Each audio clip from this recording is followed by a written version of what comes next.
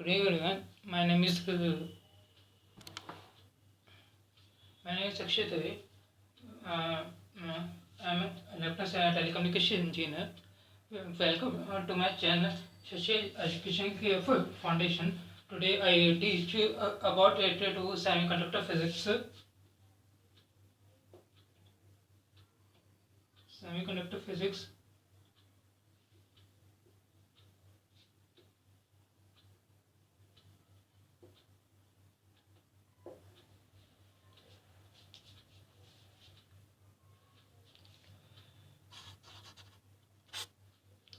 Now see it here. Today I teach you related to first conductive materials, then I teach you related to semiconductor materials. Here, the what the conductive materials says about them.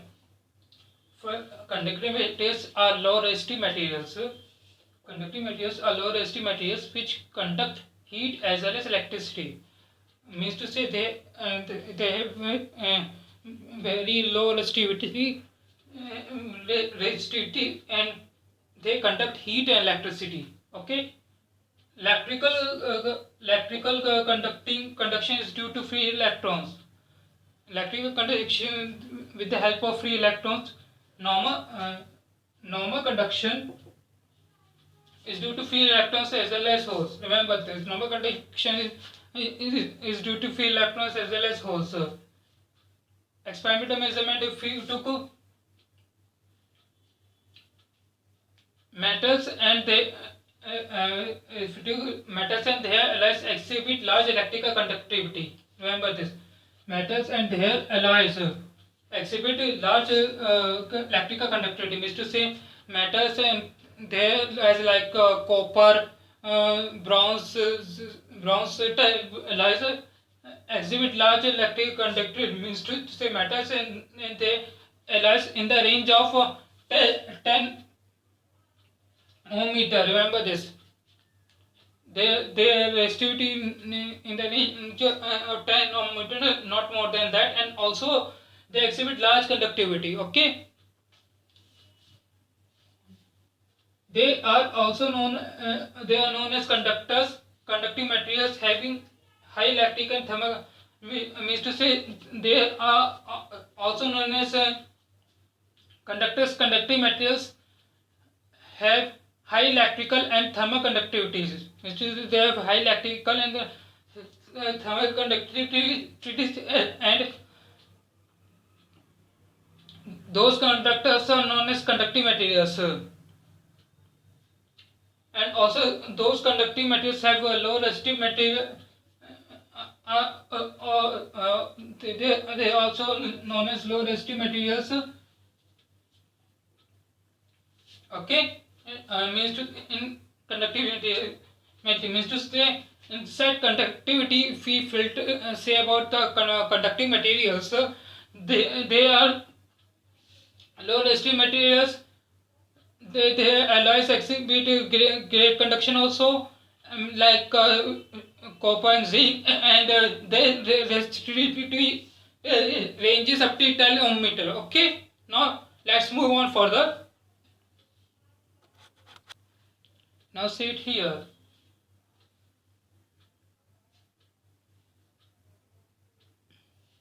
Now see it here. Here about the bond electrons is to say bond electrons means to say all the valence electrons in an isolated atom are bonded to say pen.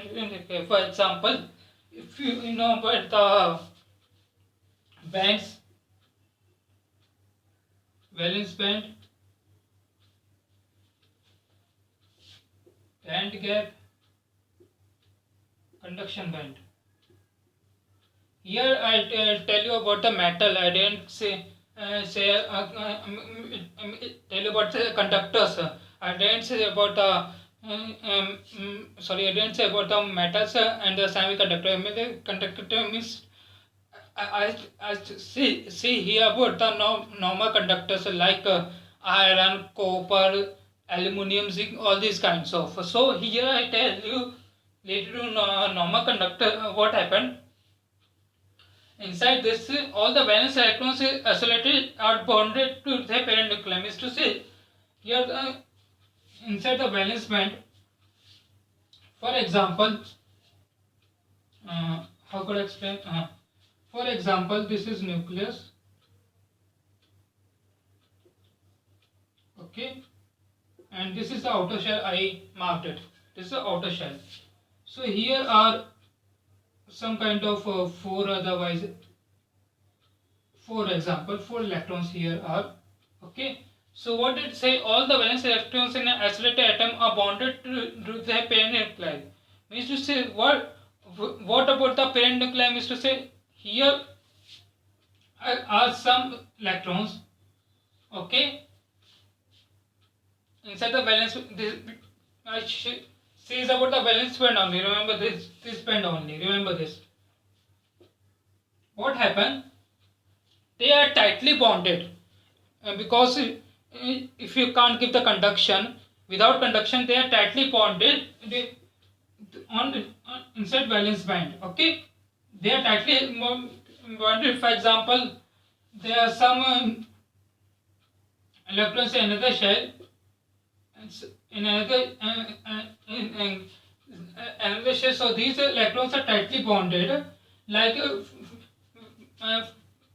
with the parent nuclei. Is to say like inside valence and there are some electrons like this. They are tightly bonded with by their parent nuclei also. Parent nuclei means to say like a second last shell. This I told you here about the last shell because if you know the shells are like this K, L, M, N, O, P. Let's take K shell and L shell. Forgot these the shells. Okay. So what would happen? This is K shell. Okay. So in K shell, those are valence electrons like 4 or 8 or 6 or something else. Okay. What would happen? They are tightly bonded with L shells. Remember this. So what would happen? The conduction, when we can't give the supply to that kind of particular element, to say the particular conductor, what would happen? The inside valence band they are tightly bonded because you can't give conduction until that time. Okay, now let's move on.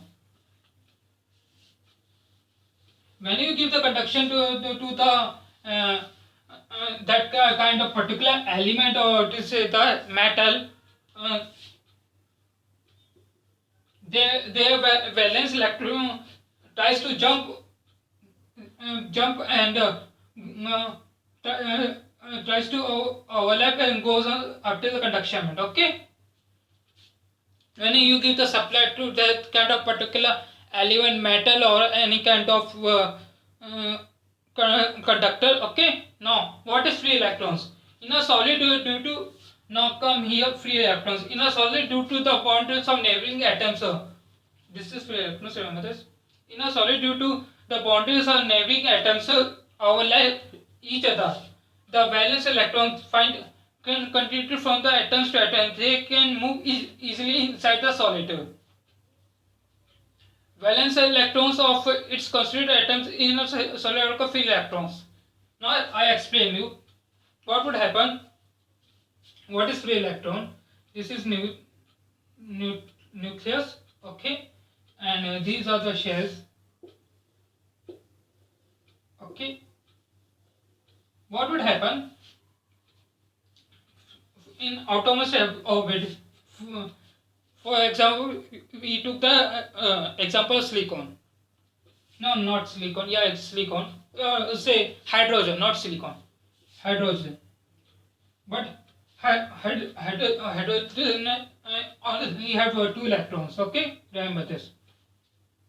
But hydrogen is a gas as a compared to inside the liquid or the solid hydrogen. What would happen? The they conduct when if you give them some supply or some kind of electricity. Okay, inside a hydrogen there are only two electrons. Okay, so what would happen? They they are free to move. They are free to move like if you see inside the microscope, they are free. They virtually imagine. I didn't say about the hydrogen. Is they say if you see inside the microscope, they are free to say inside the vessel. If you can't give any kind of conduction like silicon, if you can't give any kind of silicon outermost orbit have 4 electrons, what would happen? They are free to move here and there. Okay, if you can't give a conduction up till that time, they are free to move. Here, silicon is a semiconductor, but you take any kind of conductor like iron, copper, aluminum, zinc, or their outermost of the electrons are free to move. Also, the not only the K shell, also the LMNOP shell, because of why? Because they didn't have bondation, any kind of bondation, and they free to move. Whenever you give when you give the conduction to that kind of solid, what would happen? They are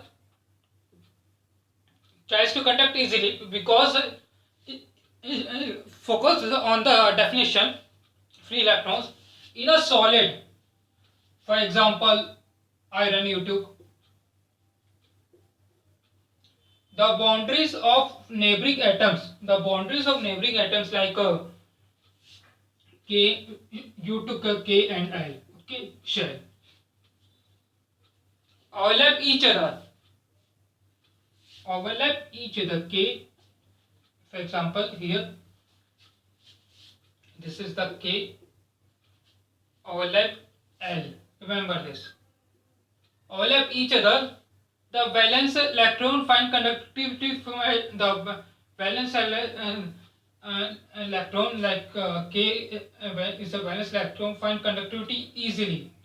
Okay, they can move easily inside the solid. As I previously told you, they can move easily inside the solid.